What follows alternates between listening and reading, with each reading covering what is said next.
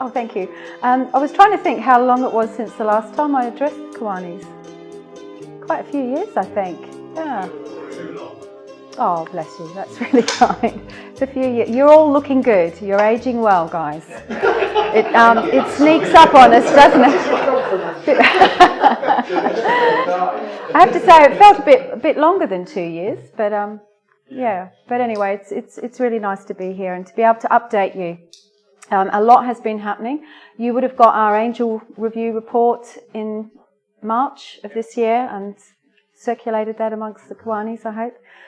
That was a really interesting year, and we were very, very grateful for your financial support with that. What we provided in that 12-month pilot was a fantastic service that responded really well, we believe, to the need that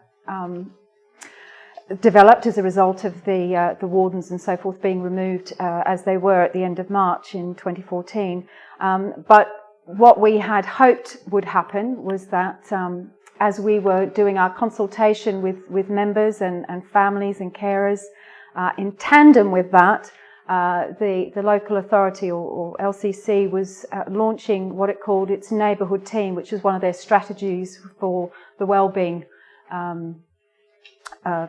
service that every county has to have. And of course the government is really hoping that health and social care and the third sector will work together. And the Neighbourhood Team, which you will hear more and more about, and of course Dr.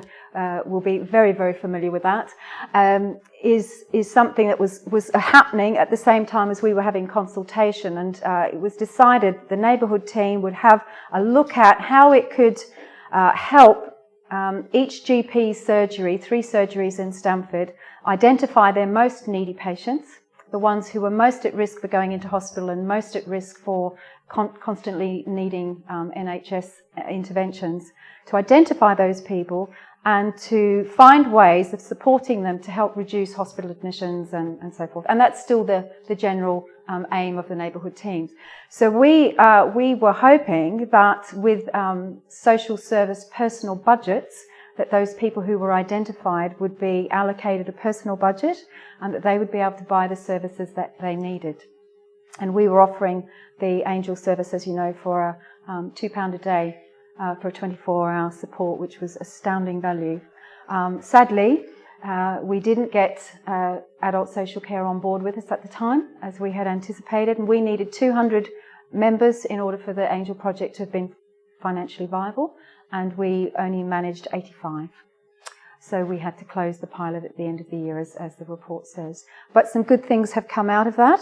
And in fact, it's interesting, we've now got more interest about resurrecting the Angel project a bit further down the line with the new integrated personal commissioning, which is where health budgets will be given to specific persons. And so there's perhaps in the future more scope for really vulnerable people. Actually, what we discovered at the end of the Angel pilot was that most of the benefits were actually for health.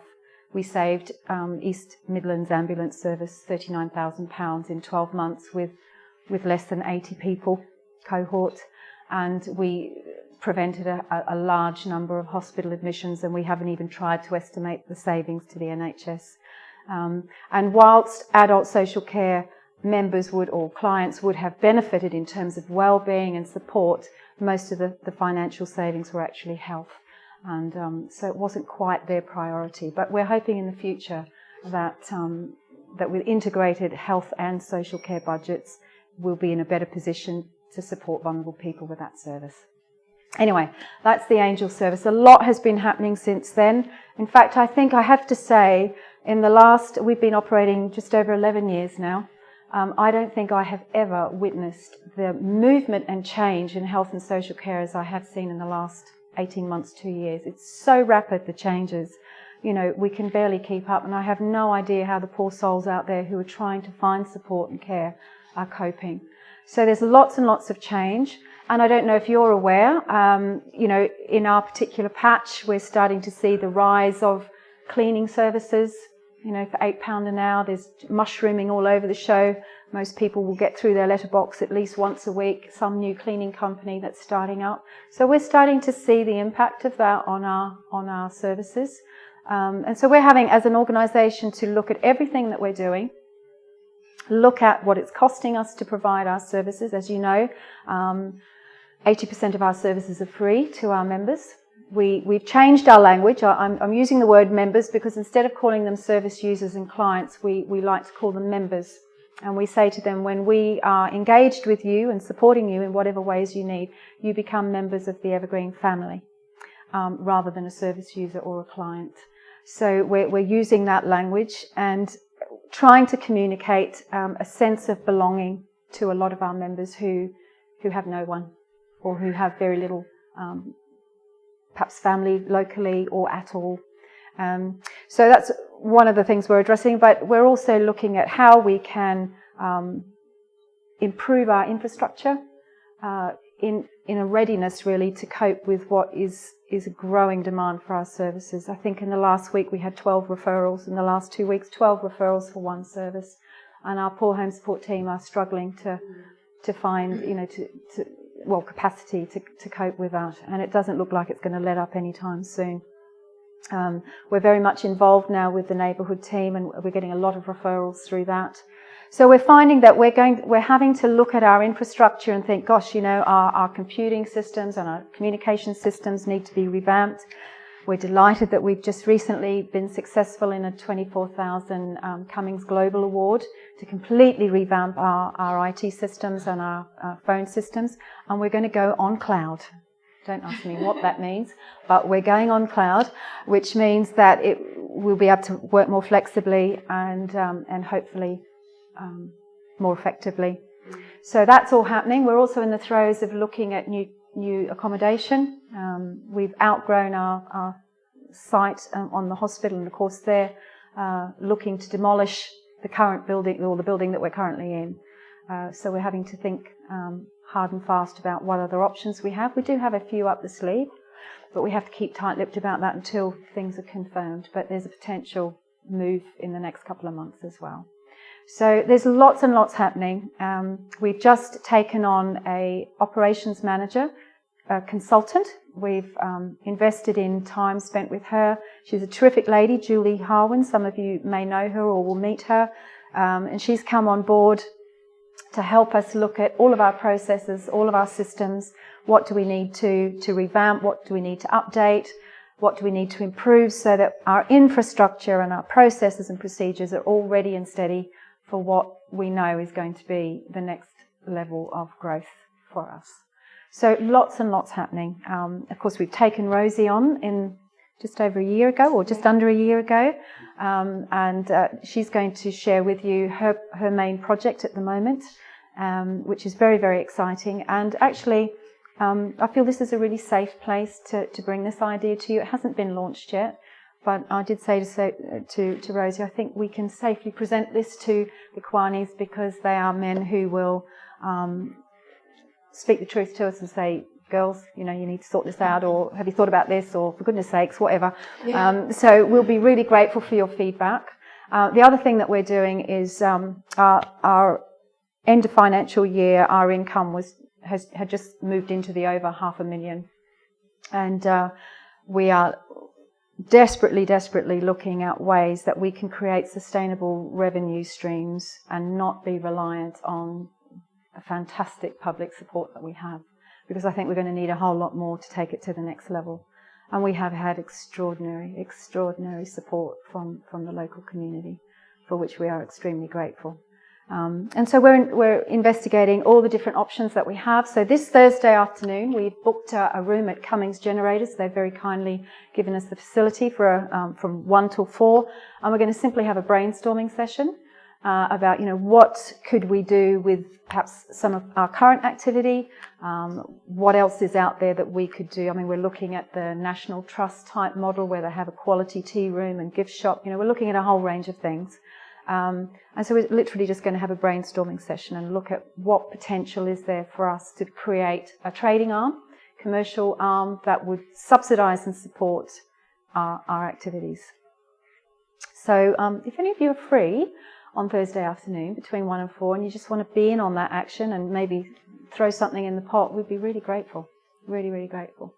I'm sure there's a lot of wisdom and experience around this table that we would benefit from. So there's going to be trustees. We've opened it up to our team. We've opened it up to people that we deal with, partners and so forth, and just said, you know, if you want to be part of this exercise, because we have to take a really serious look at what else can we do to remain sustainable, because we intend to be around for a lot longer yet. So, but I don't want to spend too much time at this point talking about where we're up to in terms of the organisation. We do have a very important project in the pipeline. And I'm very, very excited about that, but I think we'll maybe talk about that afterwards. And if I hand over to Rosie, she is the brains and the beauty behind this, and I think it's a very, very exciting project, but we would really value your feedback on that. Okay, thank you. Okay, thank you very much for inviting us tonight. I wanted to just quickly start off before I go on to the Lighthouse. And just say a few bits and bobs about Evergreen. As you know, for a long time I've fundraised for children's charities and children's family events. And frankly, I thought that was hard enough. But actually, fundraising for charities that support elderly and vulnerable is unbelievably difficult. And the whole sort of marketing, the whole empathy side of it, it's a challenge, definitely.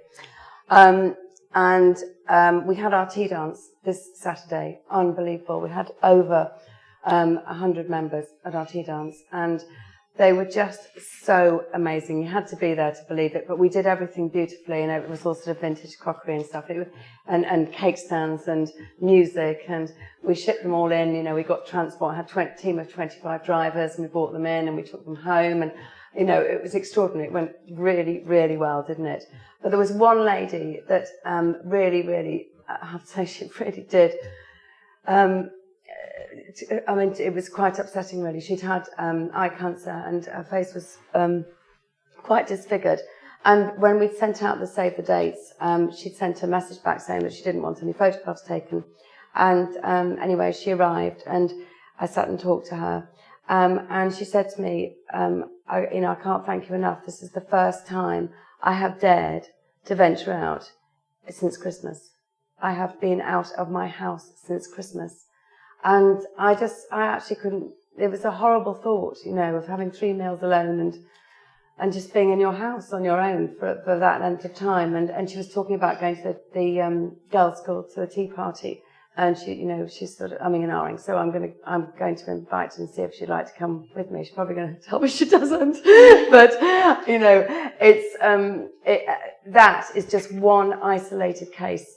And the difficulty is getting that message across to funders, to supporters, to businesses, you know, in a very sort of, you get a very, very short period of time to communicate to them. And I know full well that, you know, it's one case out of goodness knows how many.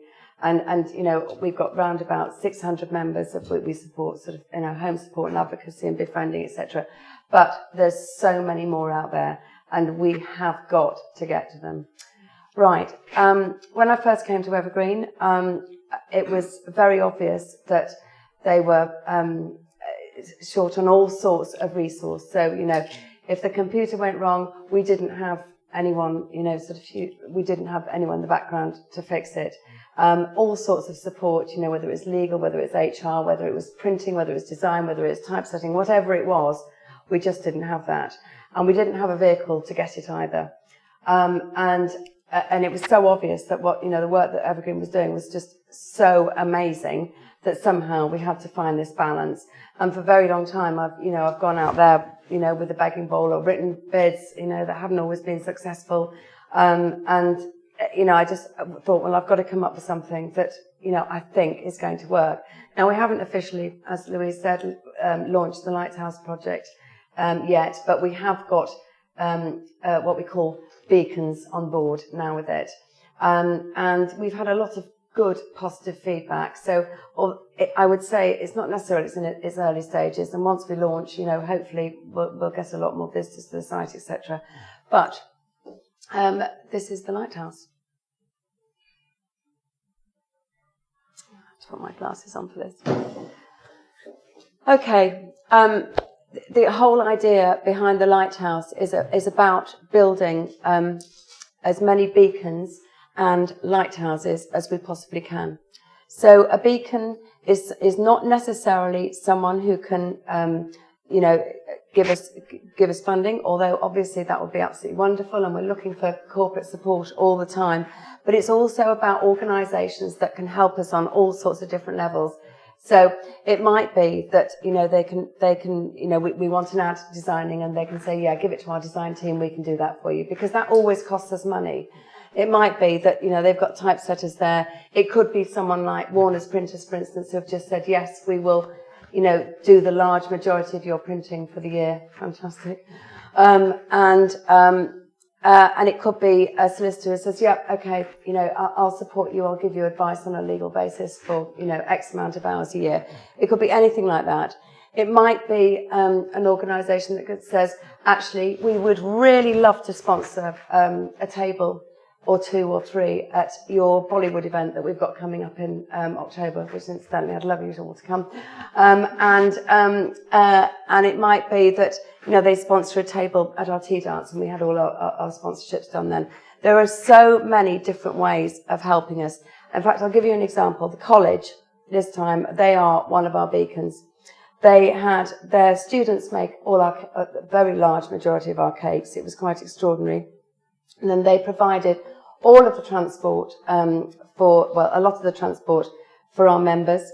And they also attended it, and they attended with their chair of trustees and their principal. And that's great for us, and that's the sort of support as a beacon we really are looking for. Plus, obviously, we're hoping that eventually they'll say, yes, we would like to be a corporate sponsor, and it's not expensive to do that, but it is sustainable income for us, so it's ideal. Okay, now on this site, obviously I'm not going to go through the whole thing tonight, because you'll have the opportunity to have a little look at it when you get home. But I just wanted to quickly sort of zip to, if we go to Become a Beacon. Thank you. Okay, so when people decide that they want to become a beacon, or they want to become a corporate friend, or they want to become a community champion, all they're doing is literally filling in their details on the site. So if you just scroll down a little bit, that's it. They give a business description, and then they look at what we're calling the business offer. So it could be, like I say, creating and designing leaflets, sharing information on social media. That's absolutely key. So if any of you are into Facebook or Twitter, please, follow us and tweet us, and please be our friend on Facebook, because we need more of them. But again, if it's an organisation like Cummings, then they can, sort of do a bit of in-house marketing to all of their staff and get them to follow us on Facebook. It massively, massively matters. It could be that they've got a shop front and they say, yeah, we're very happy to have all of your leaflets and we'll market you to our clients. It might be that it's attending our events, promoting volunteering, absolutely key. I've recently got some of the most fantastic volunteers, haven't I, Mary? And it might be, as simple as becoming a corporate friend, which I'll go on to in a minute, sponsoring an event, providing showcase space for us, that's important. It could be that, as a corporate organisation, they are, they're wanting to fulfil their corporate social responsibilities, so they have an event that includes Evergreen. It could be sort of donating office equipment, and also communicating to their staff, the importance of supporting Evergreen in any which way they can. So there's lots and lots of different ways that they can do it. I think, just going on to become a corporate friend, for instance. Okay. And that's basically, we're saying that's supporting for as little as £50 a month. And with that, obviously, we'll come, we will make sure that we give them enough attention on social media and in the press. If you just scroll down to Community Champion, And again, being a community champion is anyone who donates 3,000 plus a year, through any which way. Again, we will be, promoting through all of the Evergreen channels. We'll do press releases. We'll feature your logo on everything we've got. And if we do any event publicity and advertising material, which we're quite good at doing, and we will make sure that the press really know about that. Again, there are sponsorship opportunities, so if you just click on that, down a little bit, that's it. Again, we've got our events, and we've got this was our tea dance, and we literally asked for £50 a table for some of our for businesses in Stamford, which 99% of them said yes, and only one said no. And that went really, really well. And we made sure they looked after each table, had sponsorship publicity on it, and we were great in the Mercury with it. We really did look after them. We've got our Bollywood extravaganza coming up, and that is basically an event for anybody to sponsor a table, come along to. It's a great bit of a sort of, it's just a good opportunity to have a party, to be honest. And we're having that in the Vaudeville Centre. We just need some dancers, but I'm hoping Louise is going to lead that one. And then, of course, we do the Santa Fun Run, and we promote tea parties as well. So if you just go back to the beacons, to our beacons. So just go, yeah, that's it. Do you want to go? Keep scrolling down. No. Right. Where are our beacons? Yeah, just put that and just see if it. I can't remember where they are actually. Okay, let's just scroll up. That's it. Okay. Can you just go back to the home page? Yeah. These are our beacons at the moment. And I mean, people like Cummings are obviously a massive supporter of ours, so they are a community champion. But every single organisation, whether it's yourselves or whether it's other organisations, will become either beacons or community champions. And if you just click on that map, and basically, eventually, I'm hoping that this map will be filled with beacons and lighthouses. And if you scroll down, you'll see who our current beacons are. So we're doing fairly well on it. I mean, a lot of it is sort of in-kind donations at the moment, which is great. But we're slowly building up support. So I mean, and just for instance, just to give you an example, like Rosalie, she's a photographer, and she did all of our photography free of charge for our tea dance. There are just so many different ways in which people can help, and I think from the judging, the sort of feedback that I've got when I've approached companies, because they get endless calls, and there are something like 350,000 charities in the UK, and they get endless calls. Saying, can you give? And actually what we're doing now is we're saying, can you support us? And we'll support you. And that's what the Lighthouse is all about. I won't keep you any longer, but I hope I've given you sort of a good example. And I mean, the most important thing is anybody who becomes a beacon of Evergreen, we will absolutely 100% make sure that we promote them through social media and our sites and obviously the media. Okay.